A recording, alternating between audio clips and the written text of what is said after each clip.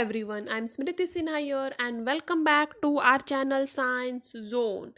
Today you follow, tomorrow we lead.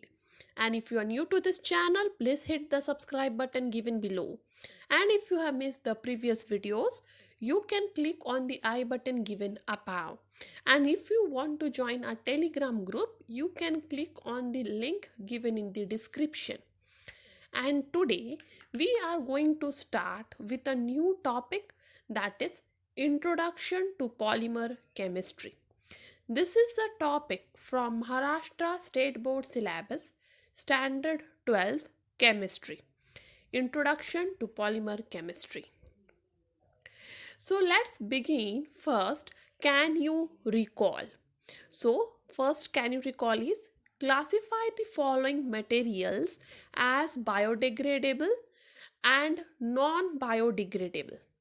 Biodegradable मतलब जो nature में आके नष्ट हो जाते हैं, जो बैक्टीरिया वायरस उन लोग के एक्टिविटी से नष्ट हो सकते हैं, वो बायोडिग्रेडेबल है. नॉन बायोडिग्रेडेबल मतलब वो कभी नष्ट नहीं किए जा सकते, वो हजारों करोड़ों साल तक वैसे के वैसे ही नेचर में प्रेजेंट रहेंगे.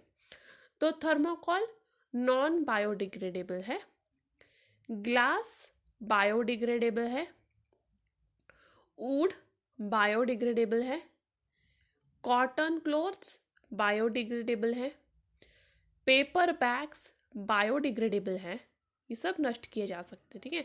पॉलीथीन बैग्स नॉन बायोडिग्रेडेबल है, हजारों करोड़ों साल तक वो वैसे ही पाए जाएंगे. नाइलॉन रोप्स नॉन बायोडिग्रेडेबल हैं. फ्रूट पिल्स मतलब फलों के छिलके बायोडिग्रेडेबल है. तो जहाँ पे बी है वो बायोडिग्रेडेबल, जहाँ एन है वो नॉन बायोडिग्रेडेबल. नेक्स्ट क्वेश्चन है, give examples of man made materials we use in our daily life. तो डेली लाइफ में तो हम बहुत सारे मैन मेड मटेरियल्स यूज करते हैं, उनमें से कुछ मैंने यहाँ पे लिस्ट किया है.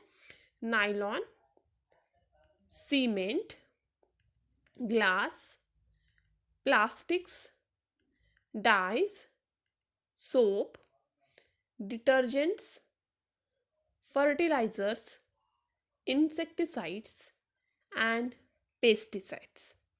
Next question है, which material is used in manufacture of toys and combs. तो आपके खिलौने और कंघी बनाने के लिए कौन सा मटेरियल यूज़ किया जाता है? तो वो है प्लास्टिक. तो ज़्यादातर आपको खिलौने और कंघियाँ प्लास्टिक के ही बने हुए मिलेंगे. नेक्स्ट क्वेश्चन है, right examples of thermosetting plastic articles. तो उसके लिए है बैकेलाइट, यूरिया फॉर्मलडिहाइड रेजिन, ये दोनों हैं example of thermosetting plastic article. Next है, list various properties of plastic. तो प्लास्टिक का पहला प्रॉपर्टी है कि वो लो कॉस्ट होता है, वो इजी होता है मैन्युफैक्चरिंग के लिए, वो ड्यूरेबल है मतलब उसको बहुत लॉन्ग लाइफ है, क्योंकि वो बायोडिग्रेडेबल नहीं है इसलिए उसके ऊपर बैक्टीरिया फंगस सब अटैक नहीं करते, और वो हज़ारों साल तक ड्यूरेबल है रहता है. वो स्ट्रॉन्ग है फॉर देयर वेट, वो इलेक्ट्रिकली एंड थर्मल इंसुलेटर है. ठीक है. तो इलेक्ट्रिसिटी नहीं कंडक्ट करता, हीट नहीं कंडक्ट कर सकता, वो रेजिस्टेंट टू शॉक है, वो कोरोसिव भी नहीं है, और केमिकल्स और वाटर का भी उस पर कोई अफेक्ट नहीं होता. तो ये है various properties of plastic. Now we move toward the introduction of polymers. Polymers पढ़ना क्यों जरूरी है? क्योंकि पॉलीमर्स ने हमारी लाइफ पूरी तरह बदल दी है. चॉकलेट के छिलके जो हम फेंकते हैं वहाँ से लेके आर्टिफिशियल हार्ट तक सब पॉलीमर के बने हुए हैं. पॉलीमर इतना इम्पॉर्टेंट हो गया है कि आप अभी आपके आजू बाजू भी देखें, जहाँ आप बैठ के पढ़ रहे हो, ये वीडियो देख रहे हो, वहाँ आजू बाजू देखोगे तो भी आपको बहुत सारे सामान मिल जाएंगे जो पॉलीमर्स हैं. पॉलीमर्स इसलिए बहुत इम्पॉर्टेंट रोल प्ले करता है आज के हमारे डे टू डे लाइफ में, और हमारे जीने का तरीका भी उसने चेंज कर दिया है. तो पॉलीमर्स बेसिकली होता क्या है? Polymers actually complex giant macromolecules हैं जो छोटे स्मॉल मॉलिक्यूल्स के रिपीटिंग यूनिट से बनाए जाते हैं. तो natural polymers that is biopolymers का एग्जाम्पल जो हमने पिछले चैप्टर में पढ़ा हुआ है, कार्बोहाइड्रेट्स, प्रोटीन्स, ये सब बायोपॉलीमर्स थे जो एक सिंगल यूनिट मोनोमर से रिपीट हो के एक बड़ा सा पॉलीमर बन रहा था। जैसे प्रोटीन अमाइनो एसिड उसका मोनोमर है, उसके रिपीटिंग यूनिट से प्रोटीन पॉलीमर बन रहा था। कार्बोहाइड्रेट जैसे मोनोसैकेराइड एक पॉलीमर है, उसकी रिपीटिंग यूनिट से कार्बोहाइड्रेट वाला पॉलीमर बन रहा था। वैसे ही पॉलीमर्स एक्चुअली एक small molecule that is monomer के रिपीटिंग यूनिट से बनने वाला एक बड़ा सा जायंट कॉम्प्लेक्स मॉलिक्यूल है। तो पॉलीमर का डेफिनेशन आप लिख सकते हो ऐसे, polymers are complex giant macromolecules made from repeating units derived from the small molecules called monomers। अब पॉलीमर का टर्म ये आया कहाँ से? ये आया है ग्रीक वर्ड पॉली जिसका मतलब है मेनी और मर मतलब स्मॉल यूनिट। तो एक यूनिट का बहुत सारा रिपीटिंग पार्ट मतलब पॉलीमर। पॉलीमर में इंटरलिंकिंग बहुत सारी यूनिट्स होते हैं जो साथ में आके पॉलीमर्स बनाते हैं। पॉलीमर्स बहुत हाई मॉलिक्यूलर मास के होते हैं, दैट इज मैक्रोमोलिक्यूल्स जिनके मास बहुत हाई होते हैं, 10⁻³ to 10⁻⁷ यूनिट्स। हम लोगों को आज तक इनऑर्गेनिक ऑर्गेनिक दोनों टाइप के पॉलीमर्स पता है। अब हम चलते हैं classification of polymers. Classification of polymers actually बहुत सारे टाइप्स में किए जाते हैं। ओके तो हम उनमें से कुछ पार्ट आज देखेंगे और कुछ पार्ट आने वाले वीडियो में देखेंगे। तो पहला है classification of polymers on the basis of source और ओरिजिन। तो पॉलीमर्स सोर्स या ओरिजिन के बेसिस पे किस तरह से क्लासिफाई किया जा सकता है? तो 3 टाइप्स है, natural polymers, synthetic polymers and semi synthetic polymers. तो जो पॉलीमर्स ओरिजिन के सोर्स से क्लासिफाई किए जाएंगे वो 3 टाइप में है, natural polymers, synthetic polymers and semi synthetic polymers. तो ये 3 टाइप याद रखना है। नेचुरल फर्दर 2 टाइप में क्लासिफाई होगा, प्लांट पॉलीमर जो प्लांट ओरिजिन से आया है और एनिमल पॉलीमर जो एनिमल ओरिजिन से आया है। तो ये क्लासिफिकेशन चार्ट हो गया on the basis of origin. अब हम ये सबको डिटेल में देख लेते हैं। नेचुरल पॉलीमर्स मतलब वो पॉलीमर्स जो नेचर के सोर्स से पाए जाते हैं, जिनका सोर्स नेचर है। तो पहला है plant polymers. Of course plant polymers वो पॉलीमर्स है जो प्लांट से पाए जाते हैं, जैसे आपका कॉटन, लिनेन, ये सब मिलते हैं कॉटन प्लांट से या फ्लैक्स प्लांट से। और कॉटन प्लांट से फ्लैक्स प्लांट से मिलने वाले कॉटन और लिनेन क्या है? Plant polymers. नेचुरल रबर एक बहुत इंपॉर्टेंट पॉलीमर है जो एक्चुअली रबर ट्री के बार्क से मिलता है। तो ये नेचुरल रबर भी एक पॉलीमर है जो लेटेक्स जो होता है, लेटेक्स मतलब वो दूध जैसा मटेरियल होता, स्टिकी मटेरियल होता है जो रबर प्लांट के बार्क से निकलता है, वो भी एक प्लांट पॉलीमर है या नेचुरल पॉलीमर है। नेक्स्ट है एनिमल पॉलीमर। एनिमल पॉलीमर वो पॉलीमर जिनके सोर्स एनिमल्स होते हैं वो हो गए एनिमल पॉलीमर। उनके एग्जाम्पल है ऊल जो शीप के हेयर से मिल रहा है, या फिर सिल्क जो सिल्क वर्म से निकलता है। ये सब है नेचुरल पॉलीमर्स और एनिमल पॉलीमर्स। नेक्स्ट है सिंथेटिक पॉलीमर्स। सिंथेटिक पॉलीमर्स मतलब जो मैन मेड पॉलीमर्स होते हैं जिसे ह्यूमन हम लोग उसे डेवलप कर रहे हैं। ये polymers of course man made है, मतलब आर्टिफिशियली प्रिपेयर किए जाते हैं। और आर्टिफिशियली कैसे प्रिपेयर किए जाएंगे? पॉलीमराइजेशन ऑफ वन मोनोमर, एक सिंगल मोनोमर का पॉलीमराइजेशन करके या को पॉलीमराइजेशन करके ऑफ 2 और मोर मोनोमर से उन्हें बनाया जाता है मैन मेड पॉलीमर्स। मतलब एक मोनोमर लिया जाता है, उसको दूसरे मोनोमर से तीसरे मोनोमर से जोड़ते जाओ सेम मोनोमर से, तो उसको बोलोगे आप पॉलीमराइजेशन। को पॉलीमराइजेशन मतलब 2 या 3 टाइप के मोनोमर्स ले लिया, उन्हें जोड़ते गए एक प्रॉपर सीक्वेंस से, तो हो गया को पॉलीमराइजेशन। उसके एग्जाम्पल है नायलॉन। नायलॉन के जो कपड़े होते हैं वो मैन मेड पॉलीमर है एक्चुअली। टेरिलीन, न्यूप्रीन, ये सब सिंथेटिक पॉलीमर्स है। सिंथेटिक पॉलीमर्स फर्दर डिवाइड होते हैं फाइबर्स में, सिंथेटिक रबर्स में एंड प्लास्टिक्स में। तो सिंथेटिक पॉलीमर फर्दर किस में डिवाइड होते हैं? 3 क्लासेस में, fibres, synthetic rubbers and plastics. Next है semi synthetic polymer. Semi synthetic ये वर्ड से मिल जाएगा, सेमी मतलब हाफली सिंथेसाइज्ड पॉलीमर। तो एक्चुअली इनके सोर्स नेचर ही होते हैं, वो नेचुरल पॉलीमर से ही होते हैं, पर उन्हें वापस मैन्युफैक्चर किया जाता है अलग तरीके से, इसलिए सेमी सिंथेसाइज हो जाता है। एग्जाम्पल है सेल्यूलोज डेरिवेटिव्स वाले, जैसे सेल्यूलोज एसीटेट रायन, जो सेल्यूलोज से डेराइव हो रहा है। सेल्यूलोज एक नेचुरल पॉलीमर है और इसे ही मैन्युफैक्चर किया जा रहा है अलग तरीके से, इसलिए हो गया ये सेमी सिंथेटिक पॉलीमर। फिर cellulose nitrate, viscose rayon, cupra ammonia rayon, ये सब हो गए semi synthetic polymer. Semi synthetic polymers actually preparation होता है non inflammable photographic films, cinema films and varnishes में।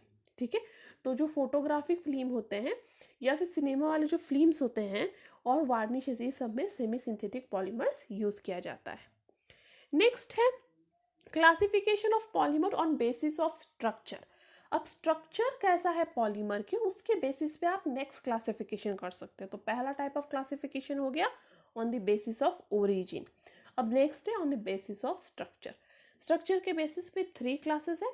पहला है लीनियर और स्ट्रेट चेन पॉलीमर, ठीक है। सेकेंड है ब्रांच चेन पॉलीमर्स और थर्ड है क्रॉस लिंक्ड पॉलीमर्स। तो जो स्ट्रक्चर के बेसिस पे पॉलीमर्स को आपको क्लासीफाई करना है, ये 3 है, linear, branched and cross linked. अब पहला है लीनियर और स्ट्रेट चेन पॉलीमर। तो आप डायग्राम में क्लियरली देख सकते हो, लीनियर या स्ट्रेट चेन मतलब मोनोमर एक दूसरे को एक चेन में ही लीनियरली अटैच होते जा रहे हैं, इसलिए हो गया लीनियर या फिर स्ट्रेट चेन पॉलीमर। तो जो मोनोमर्स हैं वो ज्वाइन होंगे एक दूसरे को किस अरेंजमेंट में? लीनियर अरेंजमेंट में, और वो बनाएंगे स्ट्रेट चेन पॉलीमर।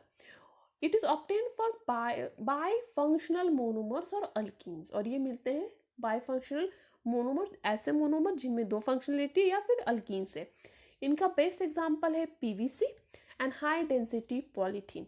ये सब है लीनियर और स्ट्रेट चेन पॉलीमर्स। नेक्स्ट है branch chain polymers. Branch chain polymers में एक लीनियर लाइन को ब्रांचेस आ जाते हैं, तो देख सकते हो आप यहाँ, तो हो जाता है ब्रांच चेन पॉलीमर। तो मोनोमर जिनमें 3 फंक्शनल ग्रुप्स होते हैं या ऑलरेडी कोई साइड चेन होता है, ऐसे monomers actually branch chain polymers बनाते हैं। इनका एग्जांपल है लो डेंसिटी वाला पॉलीथीन। नेक्स्ट है cross linked polymers. Cross linked polymers में 2 अलग अलग चेन एक दूसरे को जुड़ जाते हैं। तो इसमें क्या होता है, क्रॉस लिंकेज होता है या network of polymers get cross link to each other, और वो बनाते हैं क्रॉस चेन लिंक्ड पॉलीमर्स। अब cross linking result to polyfunctional monomer, जिनमें बहुत सारे फंक्शनल ग्रुप होते हैं, वो वाले monomers actually cross link polymers बनाते हैं। इनके एग्जांपल्स है बैकेलाइट एंड मीलामीन। तो ये हो गए आपके on the basis of structure. Next classification है classification of polymers on basis of mode of polymerisation.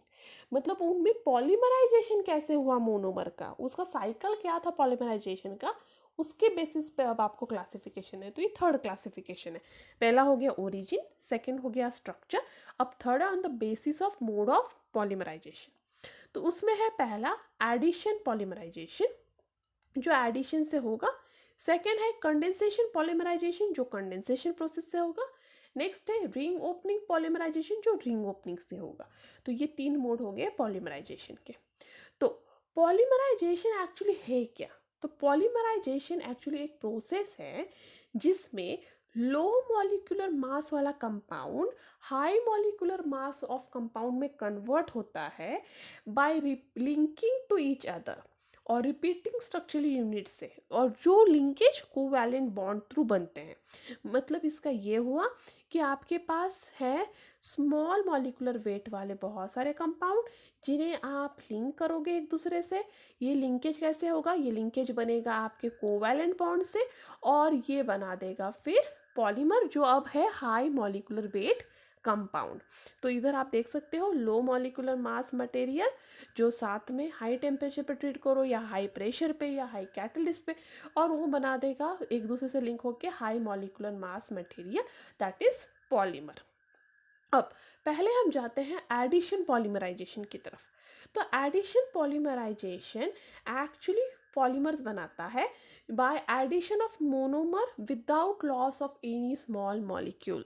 एक भी छोटा सा भी उस मॉलिक्यूल का टुकड़ा या मोनोमर का टुकड़ा इधर उधर नहीं जाता और वो बनाता है पॉलीमर। मतलब 2 3 4 5 6 हजारों मोनोमर साथ में आएंगे और जुड़ जाएंगे एक दूसरे से बनाने के लिए पॉलीमर, बट इस प्रोसेस में उनमें से कुछ भी लॉस नहीं होगा, तो हो जाएगा एडिशन पॉलीमराइजेशन। उधर repeating unit of addition polymerisation में होता है सेम एलिमेंटल कॉम्पोजिशन, मतलब एक ही तरह का मोनोमर एक दूसरे से लिंक होते जाता है बनाने के लिए पॉलीमर, उसे भी कहते हो addition polymerisation. Addition polymerisation generally double bond होने वाले कंपाउंड्स में ही दिखते हैं। जो कंपाउंड्स में डबल बॉन्ड एग्जिस्ट होते हैं वो ही ज़्यादातर एडिशन पॉलीमराइजेशन दिखाते हैं। ये रिफ़र करता है विनील पॉलीमराइजेशन को, क्योंकि विनील ग्रुप में डबल बॉन्ड होते हैं और majority of monomers are vinyl category. ज़्यादातर मोनोमर्स क्या होते हैं, विनील कैटेगरी के होते हैं, इसलिए एडिशन पॉलीमराइजेशन को विनील पॉलीमराइजेशन भी कहा जाता है, क्योंकि ज़्यादातर विनील कैटेगरी वाले मोनोमर्स एक दूसरे के साथ ऐड होके without the loss of any atom बनाते हैं पॉलीमर्स। तो इसका एग्जांपल है विनील क्लोराइड जो पॉलीमराइजेशन दिखाता है, एंड एक्रिलोनाइट्राइल।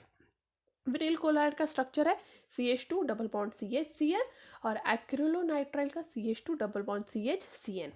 अब formation of polythene from ethylene भी एक एडिशन पॉलीमराइजेशन ही है, क्योंकि ethylene CH2 double bond CH2 एक दूसरे से लिंक होते जाता है लीनियर वे में और पॉलीथीन बनाता है। Addition polymerisation actually high molecular mass वाला कंपाउंड दैट इज पॉलीमर बनाता है without loss of any small molecular mass material. मतलब उसमें कुछ भी लॉस नहीं होता, कोई एटम का नहीं, कोई मॉलिक्यूल का नहीं, किसी का नहीं। वो मोनोमर एक दूसरे से कंप्लीटली जॉइंट होते जाते हैं पॉलीमर बनाने के लिए।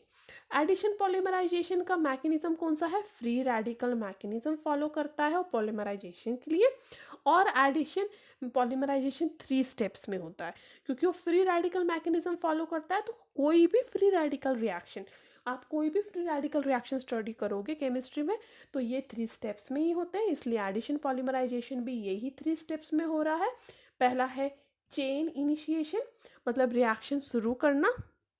चेन प्रोपोगेशन, मतलब रिएक्शन को आगे बढ़ाना। एंड चेन टर्मिनेशन, मतलब रिएक्शन को स्टॉप करना। तो पहला स्टेप है इनिशिएशन, स्टार्ट करना। सेकेंड है प्रोपोगेशन, आगे बढ़ाना। थर्ड है टर्मिनेशन, स्टॉप करना। तो ये याद रखना है। तो अब मैं ये स्टेप्स को एक्सप्लेन कर देती हूँ। पहला है step 1 chain initiation. Chain initiation मतलब फ्री रेडिकल मैकेनिज्म के लिए प्रॉब्लम क्या है, जो भी आपके पास स्टार्टिंग मटेरियल होता है जो विनील है, जनरली एडिशन पॉलीमराइजेशन पढ़ रहे हो तो विनील ही मोनोमर आपका स्टार्टिंग मटेरियल है। अब ये विनील मोनोमर में कहीं पे भी फ्री रेडिकल तो है नहीं, देख सकते हो ये विनील मोनोमर है, कहीं पे फ्री रेडिकल नहीं है। तो आपको कहीं से तो फ्री रेडिकल लाना पड़ेगा स्टार्टिंग में, जो आपका रिएक्शन को इनिशिएट करे, बिगिन करे। तो वो इनिशिएटर्स होते हैं एसिटिल परऑक्साइड या फिर टर्शरी ब्यूटॉक्साइड, ब्यूटेक परऑक्साइड। तो कोई भी परऑक्साइड जनरली यूज किया जाता है एज इनिशिएटर। ये परऑक्साइड क्या करते हैं, ये परऑक्साइड लाइट या फिर हीट के प्रेजेंस में अपने आप को ब्रेक कर लेते हैं, क्योंकि परऑक्साइड में ऑक्सीजन ऑक्सीजन बॉन्ड होता है। ये oxygen oxygen bond weak bond होता है, जो इजिली लाइट या हीट के प्रेजेंस में ब्रेक डाउन हो जाते हैं रेडिकल्स में। अब ये रेडिकल जो यहाँ पे एसिटिल परऑक्साइड का है, ये एलिमिनेट करके दे देगा आपको, यहाँ से CO2 निकाल देगा और आपको मिल जाएगा Mithil radical, that is CH3 radical. अब ये हो गया आपका इनिशिएटर जो रिएक्शन को स्टार्ट करेगा। तो अब चेन इनिशिएशन में क्या होगा, जो रेडिकल इनिशिएटर है वो जाके आपके main monomer that is vinyl monomer पे अटैक करेगा और आपके पास एक न्यू रेडिकल बनेगा। अब ये रेडिकल इंपॉर्टेंट है क्योंकि ये रेडिकल अब सेकेंड स्टेप में यूज होगा। तो सेकेंड स्टेप है चेन प्रोपोगेशन। अब जो ये न्यू रेडिकल बना है चेन इनिशिएशन में, ये रेडिकल नेक्स्ट मोनोमर के साथ जुड़ जाएगा इस तरह से, ठीक है, नेक्स्ट मोनोमर के साथ जुड़ेगा इस तरह से, इधर न्यू रेडिकल बनेगा। अब ये रेडिकल नेक्स्ट मोनोमर को जुड़ेगा, फिर उधर एक न्यू रेडिकल बनेगा एंड सो ऑन, और एक दूसरे को जुड़ते जाएंगे और ये चेन बढ़ता जाएगा और ये हो गया चेन प्रोपोगेशन।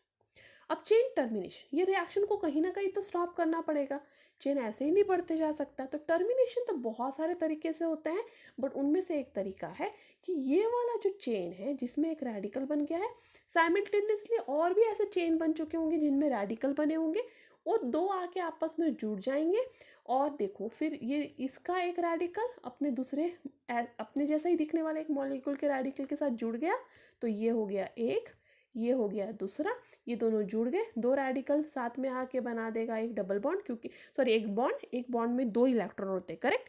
यहाँ इस मोनोमर का एक इलेक्ट्रॉन, नेक्स्ट मोनोमर का एक इलेक्ट्रॉन, दो इलेक्ट्रॉन हो गए और एक बना दिया बॉन्ड, और ये बन गया आपका फाइनल पॉलीमर। तो आपका फ्री रेडिकल मैकेनिज्म ऐसे ही है, chain initiation, chain propagation and chain termination. तो ये हो गया एडिशन पॉलीमराइजेशन। नेक्स्ट है कंडेंसेशन पॉलीमराइजेशन। कंडेंसेशन पॉलीमराइजेशन के लिए एक्चुअली आपको दो फंक्शनल ग्रुप चाहिए जो साथ में आके कंडेंस हो जाए with the loss of some small molecule, ठीक है। मैं वापस बता रही हूँ, कंडेंसेशन पॉलीमराइजेशन के लिए आपको क्या चाहिए, मोनोमर्स में दो अलग फंक्शनल ग्रुप जो साथ में आके कंडेंस होंगे और कोई तो एक छोटा मॉलिक्यूल उसमें से लॉस होगा। यहाँ पे एग्जांपल दिया हुआ है इथिलीन ग्लाइकॉल, जो आपके टेरिफैटिक एसिड के साथ कंडेंस हो रहा है, देने के लिए ईस्टर टाइप लिंकेज, या फिर टेरिलिन या डार्कॉन इसको पॉलीमर का नाम है, with the loss of water molecule. तो इस रिएक्शन में क्या हो रहा है, अल्कोहलिक ग्रुप ऑफ OH जो है वो कंडेंस हो रहा है आपके कार्बोक्सिलिक ग्रुप ऑफ एसिड के साथ, और साथ में इलिमिनेट कर रहा है वाटर मॉलिक्यूल। देख सकते हो OH of alcohol and H from acid is eliminated as water molecule, और बना रहा है ester linkage, that is polymer.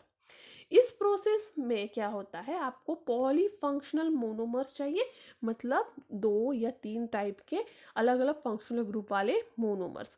और कंडेंसेशन पॉलीमराइजेशन का एक इम्पॉर्टेंट चीज़ याद रखना है कि वहाँ पे हमेशा पॉलीमराइजेशन होते वक्त स्मॉल इलिमिनेशन होता ही है, जैसे स्मॉल स्मॉल मॉलिक्यूल्स इलिमिनेट होने ही है। कंडेंसेशन पॉलीमराइजेशन में हमेशा इलिमिनेशन, मतलब दो मोनोमर्स में कुछ ना कुछ लॉस करना ही है। एडिशन पॉलीमराइजेशन में बट ऐसा नहीं होता, ठीक है। तो कंडेंसेशन पॉलीमराइजेशन कुछ ना कुछ लॉस होना है, जैसे वाटर मॉलिक्यूल लॉस होगा, या फिर HCl, या फिर मिथेनॉल दैट इज CH3OH, या फिर अमोनिया NH3, वो सब लॉस होंगे। नेक्स्ट है कि इस टाइप के पॉलीमराइजेशन में चेन ग्रोथ होता है with series of condensation step, बहुत सारे कंडेंसेशन स्टेप्स कंटिन्यू होते रहेंगे और फिर चेन का ग्रोथ होता रहेगा, इसलिए इसे कहा जाता है स्टेप ग्रोथ पॉलीमराइजेशन, क्योंकि स्टेप बाय स्टेप यहाँ पे कंडेंसेशन होगा। एडिशन पॉलीमराइजेशन की तरह नहीं है कि फ्री रेडिकल की तरह एक दूसरे से तुरंत वो रेडिकल बना के एक ही स्टेप में ज्वाइन हो जाएंगे। कंडेंसेशन में स्टेप बाय स्टेप होगा, इसलिए इसे कहा भी जाता है स्टेप ग्रोथ पॉलीमराइजेशन। यह प्रोसेस कंटिन्यू होगा जब तक आपके पास हाई मॉलिक्यूलर मास का पॉलीमर ना बन जाए। नेक्स्ट है रिंग ओपनिंग पॉलीमराइजेशन। ये है third type of polymerisation, ring opening polymerisation, और इसके नाम से ही आप समझ सकते हो ये ऐसा पॉलीमराइजेशन है जिसमें कोई ना कोई रिंग ओपन होने वाला है। तो इसके लिए आपको कोई स्टार्टिंग में एक साइक्लिक कंपाउंड चाहिए, साइक्लिक कंपाउंड जैसे लैक्टम, साइक्लिक ईस्टर, या फिर लैक्टोन्स। अब लैक्टम क्या होता है, ये है आपका लैक्टम, ठीक है, C+ONH, मतलब साइक्लिक अमाइड को बोलते हैं लैक्टम। साइक्लिक ईथर्स, मतलब ये ऑक्सीजन थ्रू ज्वाइन होने वाले ये रिंग, ये हो गया साइक्लिक ईथर। और लैक्टोन्स मतलब साइक्लिक ईस्टर, तो NH की जगह यदि यहाँ पे O है तो हो जाएगा C+O यहाँ पे, तो हो जाएगा लैक्टोन्स। तो साइक्लिक अमाइड होते हैं लैक्टम्स, साइक्लिक ईस्टर्स होते हैं लैक्टोन्स, और ये पॉलीमराइज करते हैं रिंग पॉलीमराइजेशन को, ठीक है। तो यहाँ पे आपको चाहिए स्ट्रॉन्ग एसिड या बेस एज कैटलिस्ट, उसके बिना ये पॉलीमराइजेशन नहीं हो सकता। तो यहाँ पे एग्जांपल है ऑफ अ लैक्टम, जो आपका रिंग ओपन हो रहा है यहाँ से, और ये वाला अभी नेक्स्ट उसके जैसे मॉलिक्यूल को ज्वाइन होगा और ये वाला उसके जैसे नेक्स्ट मॉलिक्यूल को ज्वाइन होगा और वो रिंग ओपनिंग पॉलीमराइजेशन देगा. अब elemental composition repeating unit of this polymer is due to ring opening of same monomer. ठीक है, तो लैक्टम को ही नेक्स्ट लैक्टम ज्वाइन होगा, रिंग ओपन होके उसको नेक्स्ट लैक्टम ज्वाइन होगा, रिंग ओपन होके और एक बड़ा पॉलीमर बनाएगा. एडिशन पॉलीमराइजेशन एक्चुअली बहुत रैपिड होता है, बट रिंग ओपनिंग पॉलीमराइजेशन जो है उस एडिशन पॉलीमराइजेशन जैसा ही है, क्योंकि यहाँ पे भी किसी चीज़ का लॉस नहीं होता. ठीक है, बड़ा सा चेन बनता जाता है, बट ये थोड़ा स्लो स्टेप है as compare to addition polymerisation.